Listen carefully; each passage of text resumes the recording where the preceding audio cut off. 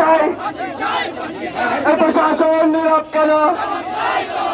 এই এক দফায় এক দাবি, এই মুসলিম বিচার চাই, এই শরীয়তের বিচার চাই, জোড়া মার্ডারের বিচার চাই, জোড়া মার্ডারের বিচার চাই, দফা এক দাবি, এখনই এই মরি বিচার চাই, এখনই এই মিটুর হিসাব চাই।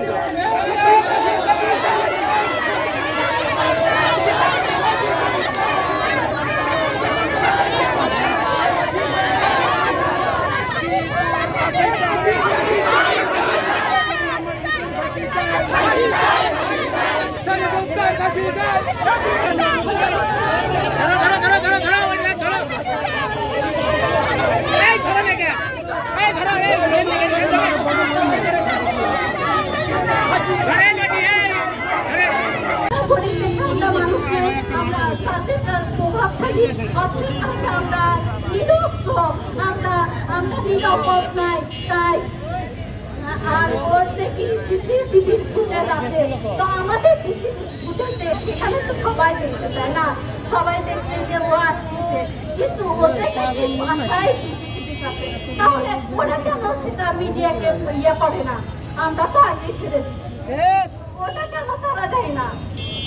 এখানেই তো গোলমাল হয়ে যাচ্ছে, তাই না? এখানেই তো গোলমাল হয়ে যাচ্ছে।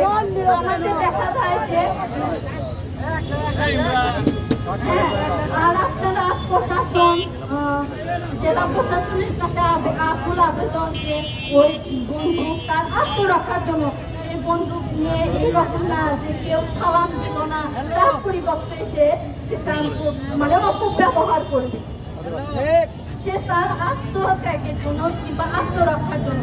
তাই আমি প্রধানমন্ত্রীর কাছে বলবো যে আমাদের প্রত্যেকের হাতে একটা একটা করে গুলি দিলেন, আমরা আমাদের আত্মরক্ষা করেছি, না হলে সুষ্ঠু বিচার চাই, আমরা সুষ্ঠু বিচার চাই। কারণ কেননা এরা আবার হয়তো বা আইনের ফাঁক ফোকর কিংবা টাকার বস্তা ঢালে, তারা আবার কি করবে, বের হয়ে আসবে।